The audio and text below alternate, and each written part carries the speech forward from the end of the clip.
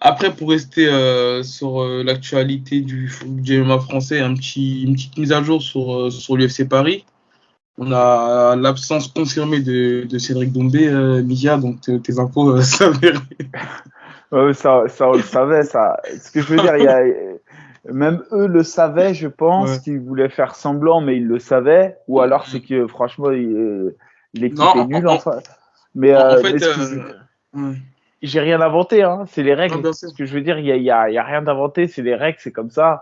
Après, qu'est-ce que tu veux que je te dise, moi? Non, en fait, moi, je voulais apporter une petite une précision. Bah, déjà, même sur Tapologie, il y a écrit que c'est Doumbé qui s'est retiré. Tu vois, en fait, quand il y a marqué quand elle est bout, il y a écrit, en fait, à côté, il y a marqué Doumbé, en gros, qui s'est retiré.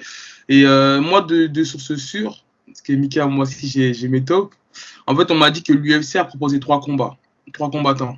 J'ai pas le nom des combattants, mais en fait, c'était au cas où, parce que apparemment, bah, la règle de la FFMMAF ne les dérange pas. Tu vois, ils disent que ça a été légalisé en France il n'y a pas longtemps, donc voilà, ça les dérange pas. Donc, ce qui me paraît logique, c'est que l'UFC apparemment avait proposé. En fait, au cas où, si le premier combat ne passait pas, ils avaient proposé un deuxième Ouais, combat et un troisième combat. Donc, ce qui m'a paru aussi logique, parce que je me suis dit, voilà, c'est pas parce qu'il y a un combattant qui n'est pas validé que le combat doit s'annuler. Bah, la preuve avec Benoît Saint-Denis, il y avait trouvé un adversaire, finalement, ils en ont trouvé un autre. Et donc voilà, en fait, apparemment, c'est Doumbé qui a refusé, Doumbé et son équipe, pour pas dire que c'est Doumbé directement, mais en tout cas, voilà, qu'il y a eu d'autres propositions, mais qu'ils n'ont pas accepté. Parce que même moi, ça m'a paru un petit peu louche.